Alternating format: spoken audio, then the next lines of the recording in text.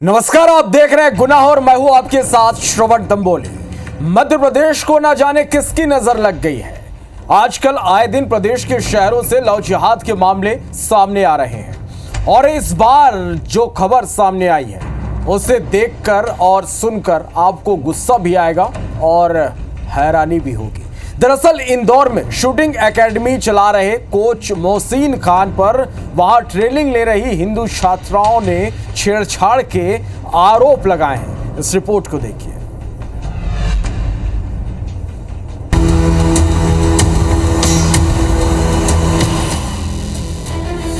Shooting coach का गंदा खेल, शूटिंग सिखाने के बहाने गंदी हरकत, मुस्लिम कोच के निशाने पर हिंदू लड़कियां। इंदौर में लव जिहाद की एकेडमी। इंदौर में लव जिहाद का एक चौंकाने वाला मामला सामने आया। यहां एक मुस्लिम आरोपी ने 1, 2 या 3 नहीं, कई लड़कियों को अपनी हवस का शिकार बनाया। शूटिंग एकेडमी की आड़ में मुस्लिम डायरेक्टर ने हिंदू लड़कियों के साथ लव जिहाद किया। हालांकि अभी एक ही छात्रा है जिसकी शिकायत सामने आई। बुधवार को वो अपने परिजनों के साथ अन्नपूर्णा इलाके में शूटिंग एकेडमी चलाने वाले मोहसिन के खिलाफ छेड़छाड़ और पॉक्सो एक्ट की धाराओं में केस दर्ज करा चुकी है। इसकी रिपोर्ट पर से थाना अन्नपूर्णा में 354 जो छेड़छाड़ की धारा एवं चूंकि उस समय वो नाबालिग थी तो पॉक्सो एक्ट के तहत उसमें केस रजिस्टर किया गया। आरोपी को अरेस्ट कर लिया गया है और आरोपी से पूछताछ की जा रही है। उसको फिलहाल अभी पुलिस रिमांड लिया जाकर और भी पूछताछ की जा रही है।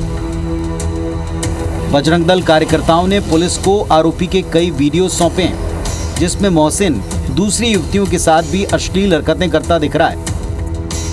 बजरंग दल नेताओं का कहना है कि मामला भोपाल के लव जिहाद कांड से भी बड़ा हो सकता है। इधर बीजेपी विधायक रामेश्वर शर्मा ने इसे एक सुनियोजित साजिश बताया, तो वहीं कांग्रेस ने एक बार फिर सरकार और पुलिस अमले को कटघरे में खड़ा किया। इस मामले की जानकारी सूक्ष्मता से, बारीकी से, सत्यता से हो जाए तो ये भोपाल से बड़ा मामला साबित होगा, क्योंकि भोपाल में संगठित गिरोह ने लव जिहाद किया था। चूंकि ये एक व्यक्ति द्वारा इतनी सारी लड़कियों के द्वारा किया गया है, इसलिए भोपाल से बड़ा मामला निकल सकता है। लव जिहाद जो है ये भारत में कैंसर के रूप में फैल रहा है और मुस्लिम कट्टरपंथी इसके पीछे का काम कर रहे हैं। सुनियोजित इस पर षड्यंत्र हो रहा है, सुनियोजित तरीके से बेटियों को फंसाया जा रहा है। मध्य प्रदेश की पुलिस इतने दिन हो जाने के बाद भी कोई भी बड़ी चीज सामने लेकर के नहीं आ पाई है। वो तो बच्ची थाने गई और बच्ची ने शिकायत दर्ज करवाई तो पुलिस के नॉलेज में आया। तो इसका मतलब ये है कि मध्य प्रदेश का जो इंटेलिजेंस है उस विंग को तो बंद कर ही देना चाहिए। कोई सख्त कानून लेके आना चाहिए और मुझे लगता है भारतीय जनता पार्टी को इसमें राजनीति ना करके वास्तविक दोषियों के ऊपर कार्रवाई करनी चाहिए, कठोर कार्रवाई इसमें होनी चाहिए। छेड़छाड़, बैड टच, गंदी हरकत, अश्लील बातें, वल्गर मैसेजेस, मोहसिन के आरोपों की फहरिस्त काफी लंबी है। 100 से ज्यादा डर्टी मैसेज और वीडियोस आरोपी के फोन से मिल चुके हैं। यानी इंदौर के मोहसिन खान ने ड्रीम ओलंपिक एकेडमी को हवस का अड्डा बना रखा था। अब सवाल ये, आखिर ये काली करतूत इतने दिनों तक छिपी कैसे रही? किसी ने अब तक इसकी शिकायत क्यों नहीं की? ये कब से चला आ रहा है? इन सारे सवालों का जवाब पुलिस इन्वेस्टिगेशन से मिलेगा। इंदौर से अंशुल मुकाती के साथ ब्यूरो रिपोर्ट, IBC 24। भोपाल का बहुचर्चित रेप और ब्लैकमेलिंग केस फिर से चर्चा में है। राष्ट्रीय महिला आयोग की इसे लेकर रिपोर्ट सामने आई जिसने इस केस के दायरे को और विस्तार कर दिया है। इसमें ड्रग्स तस्करी और विदेशी फंडिंग का भी अब एंगल जुड़ गया है। बीजेपी इन नए खुलासों के चलते आक्रामक है तो कांग्रेस आयोग की रिपोर्ट पर सवाल खड़े कर रही है।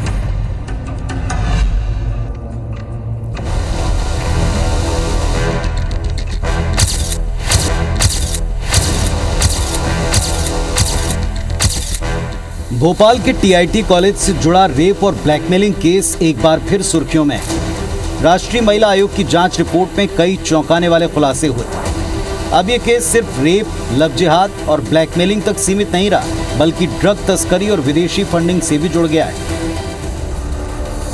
आरोपी आर्थिक तौर पर सामान्य पृष्ठभूमि के हैं, लेकिन उनकी लाइफस्टाइल काफी खर्चीली नजर आई। महंगी बाइक्स, गिफ्ट और कपड़ों से लड़कियों को इम्प्रेस किया करते थे। उनकी यही हाई प्रोफाइल जीवन शैली शक की सुई ड्रग्स और अंतर्राष्ट्रीय नेटवर्क की तरफ घुमा रही है। आरोपियों के बैंक अकाउंट्स की गहराई से पड़ताल की जानी चाहिए। आयोग की रिपोर्ट में पीड़िताओं के बयान के आधार पर कुछ चौंकाने वाले खुलासे और हुए हैं। आरोपी फरहान नशीला पदार्थ देकर लड़कियों के अश्लील फोटो खींचता था। फरहान उन पर धर्मांतरण और शादी का दबाव बनाता था। बुर्का पहनने और नॉनवेज खाने के लिए भी फोर्स करता था। पूजा पाठ करने से मना करता था। इसके अलावा टीआईटी कॉलेज में मुस्लिम छात्र छात्राओं को विशेष सुविधा दी जाने की बात भी सामने आई। उन्हें नमाज पढ़ने के लिए कॉलेज बाकायदा बस मुहैया करवाता था। मुस्लिम छात्राएं कॉलेज में भी नमाज पढ़ा करती थी, जबकि दूसरे धर्म की छात्राओं को स्कार्फ पहनने तक पर जुर्माना लग जाया करता था। राष्ट्रीय महिला आयोग की टीम ने 3 मई से 5 मई तक भोपाल में इस पूरे मामले की जांच की। तमाम पहलुओं पर जो पीड़ित हैं उनसे बातचीत की। जो टीम है, एसआईटी है, उन अधिकारियों से बातचीत की और उसके बाद अब पूरी रिपोर्ट राष्ट्रीय महिला आयोग ने केंद्रीय गृह मंत्रालय को दी है, जिसके बाद गृह मंत्रालय से ये रिपोर्ट मध्य प्रदेश में मुख्यमंत्री और राज्यपाल को भेजी गई है। IBC 24 के पास ये एक्सक्लूसिव रिपोर्ट है महिला आयोग की, जिसमें उन्होंने इस रिपोर्ट जो 19 पन्नों की है, इसमें उन्होंने अनुशंसा की है, निष्कर्ष निकाला है और सिफारिश की है। उन्होंने इसमें पुलिस की भूमिका पर भी सवाल उठाए हैं। इस रिपोर्ट में आयोग ने साफ कर दिया है कि इस पूरे मामले में एक बड़ा नेक्सस काम कर रहा था। आरोपियों का रहन सहन हाई प्रोफाइल था, यानी फंडिंग हो रही थी, धर्म परिवर्तन का दबाव बनाया जा रहा था। इसके साथ ही ड्रग तस्करी का मामला भी इस पूरे मामले में है। रेप, ब्लैकमेलिंग और लव जिहाद से जुड़े इस केस में अब तक कुल 6 पीड़िताएं सामने आ चुकी हैं। 5 आरोपी गिरफ्तार हुए हैं और 1 फरार है। इस केस में जिस तरह से नए नए एंगल खुल रहे हैं, उसने न केवल इसे बेहद पेचीदा बना दिया है, बल्कि ये साफ नजर आया कि गहराई से इसकी जांच जरूरी है, ताकि इस तरह के संगठित रैकेट का भांडाफोड़ किया जा सके। भोपाल से हरप्रीत कौर रीन के साथ ब्यूरो रिपोर्ट, IBC 24। दो दिलों के बीच जब मोहब्बत जन्म लेती है तो वह जात पात, धर्म, समुदाय और ऊंच नीच देखे बगैर अपने पैर जमा लेती है। लेकिन उन दिलों को शायद यह पता नहीं होता कि उनके दिलों ने जिस तरह एक दूसरे को अपना लिया है, क्या यह समाज भी उनकी मोहब्बत को इंतकाम से अंजाम तक ले जाने की इजाजत देगा।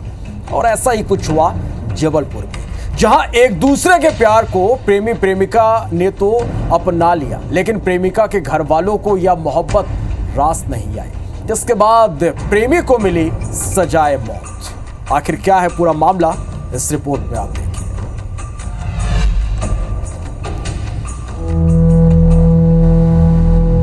इश्क तो इश्क होता है, इसकी कोई उम्र नहीं होती।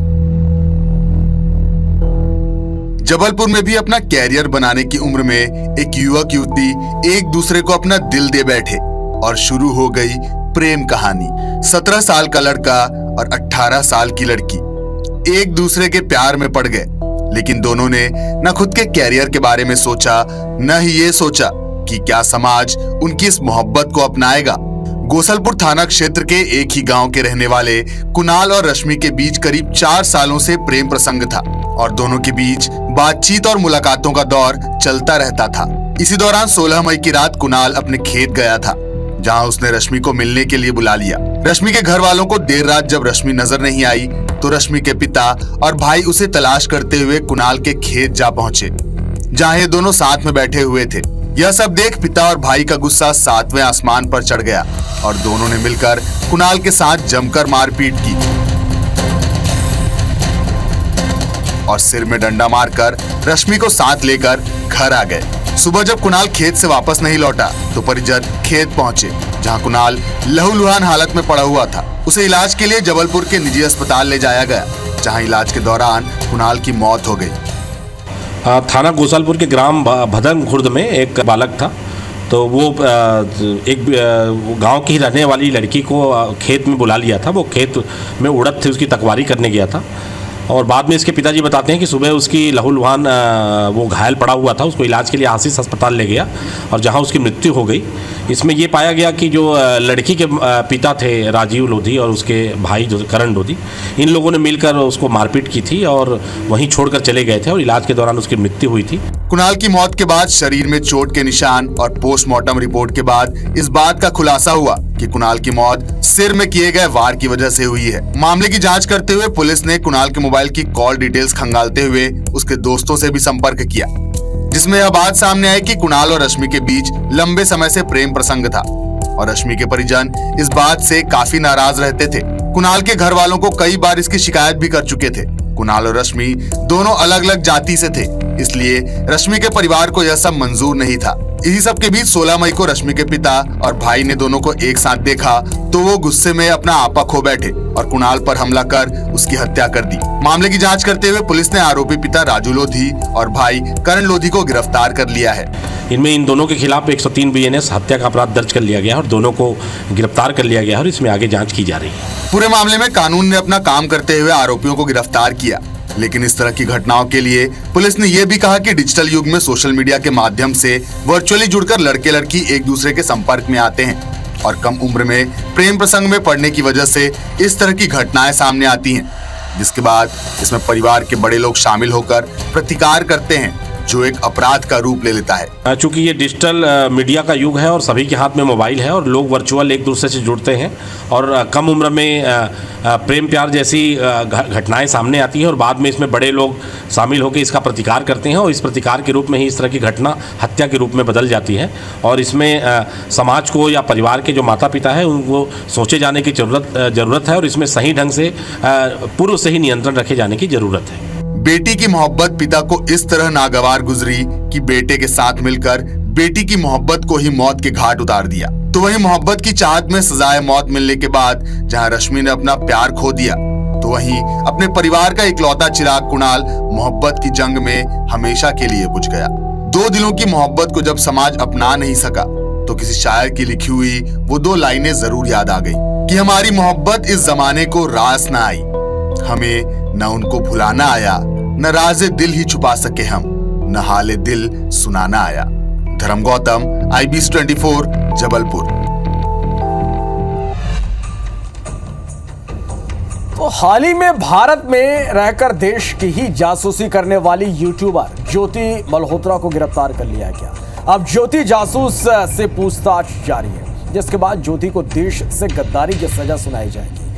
तो आप सबके मन में ये आ रहा होगा कि दूसरे देशों के जासूसों को भारत में क्या सजा मिलती है। जानिए क्या कहता है भारत का कानून, इस रिपोर्ट में देखिए।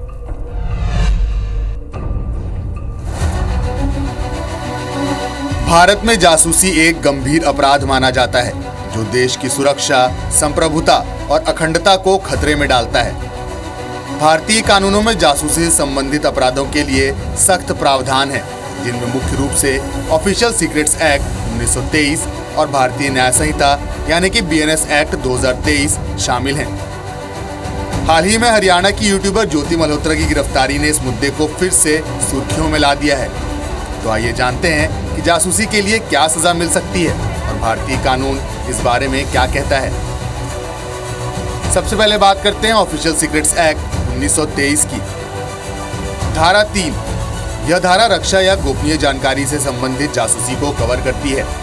यदि कोई व्यक्ति देश की सुरक्षा से जुड़ी जानकारी जैसे कि सैन्य योजनाएं, हथियार या रक्षा ठिकाने किसी विदेशी एजेंट या शत्रु राष्ट्र को देता है तो उसे 14 साल तक की सजा हो सकती है।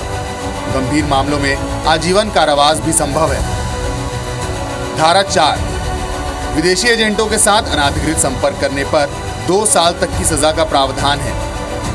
धारा 5, गोपनीय जानकारी लीक करने या दुश्मन को देने पर 3 साल तक की सजा हो सकती है।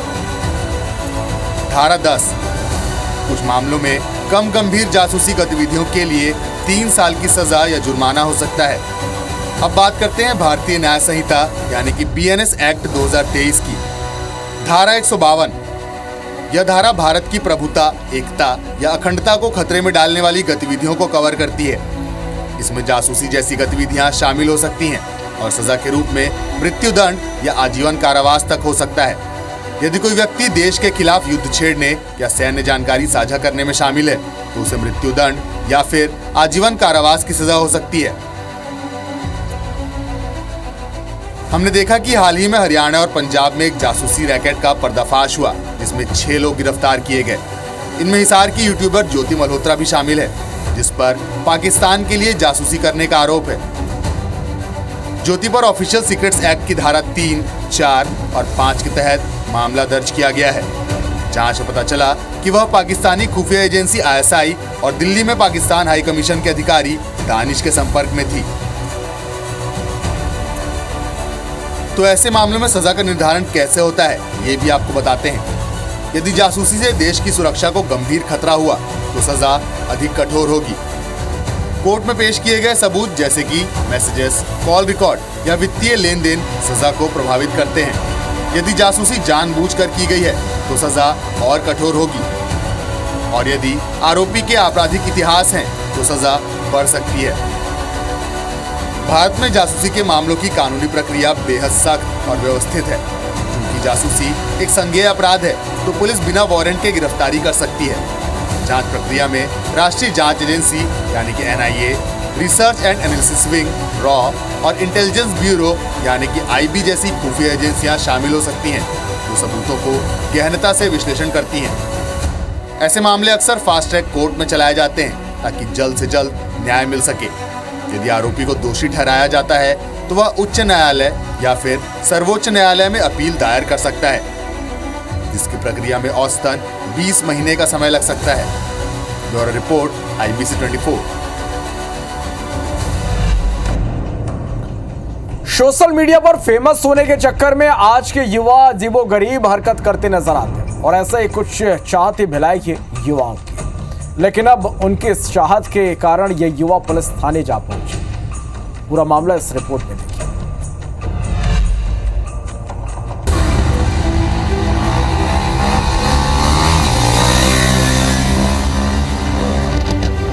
आज के समय में सोशल मीडिया पर क्रिएटर्स और इन्फ्लुएंसर्स की होड़ है। हर कोई कुछ ना कुछ सिखा रहा, दिखा रहा या फिर बेच रहा।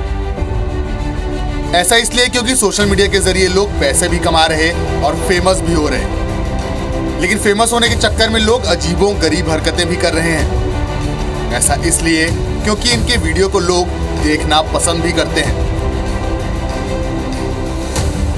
तो सोशल मीडिया पर बाइक और कार कम्युनिटी भी काफी एक्टिव है।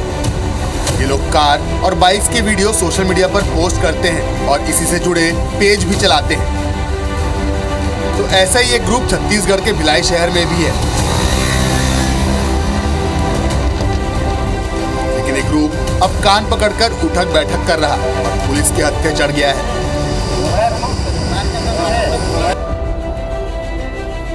ऐसा इसलिए क्योंकि भिलाई के युवा स्टंट कर वीडियो सोशल मीडिया पर डाल रहे हैं।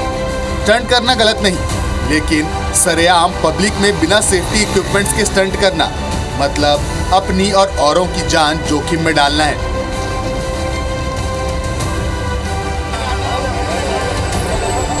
बस यही वजह है कि पुलिस ने इन बाइकर्स को पकड़ा और अब इन्हें ऐसा न करने की सीख दी जा रही।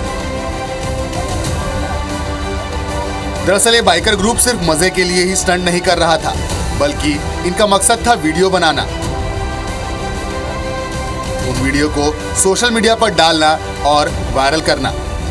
लेकिन वायरल होने के चक्कर में किसी की जान को जोखिम में डालना कानून अपराध की श्रेणी में आता है। भिलाई के बाइकर्स इंस्टाग्राम में फेमस होने के चक्कर में सेंट्रल एवेन्यू में बाइक से स्टंटबाजी करते थे। अब स्टंटबाज बाइकर्स को ट्रैफिक पुलिस ने धर दबोचा है और सभी पर हजारों का जुर्माना भी लगाया। इतना ही नहीं, इन बाइकर्स को कान पकड़कर उठक बैठक भी कराई गई और जब मुर्गा बनाया गया तो इन बाइकर्स ने स्टंट करने से तौबा कर लिया। आउटर साइड की रोड है तो वहाँ पर ये लगातार स्टंटबाजी करते रहते हैं और स्टंटबाजी करके अपना रोल वीडियो बनाते हैं और वीडियो बना के रील को अपना इंस्टाग्राम में डाल देते हैं, जिससे दूसरे लोग भी इससे जो है प्रभावित होके दूसरे नए नए लड़के लोग स्टंटबाजी करने के लिए तैयार होते रहते हैं। तो इनको जो है हमारे द्वारा ट्रेस करके इनको पकड़ करके न्यायालय भेज करके इनके विरुद्ध कार्रवाई की गई है। बता दें कि इन स्टंट बाइकर्स का एक समूह है जो स्टंट करते हुए रील्स बनाकर इंस्टाग्राम में डाला करते थे। अक्सर इन्हें भिलाई के सेंट्रल एवेन्यू में स्टंटबाजी करते हुए देखा जा सकता है। अब इस घटना के बाद पुलिस ने ऐसे स्टंट बाइकर्स के वीडियो बनाकर पुलिस तक पहुंचाने के लिए एक नंबर भी सार्वजनिक किया है, जिस पर आम नागरिक ऐसे स्टंटबाजों के वीडियो व्हाट्सएप पर भेज सकते हैं, जिससे कार्रवाई आसानी से की जा सकेगी। कोमल धनेसर, IBC 24, भिलाई।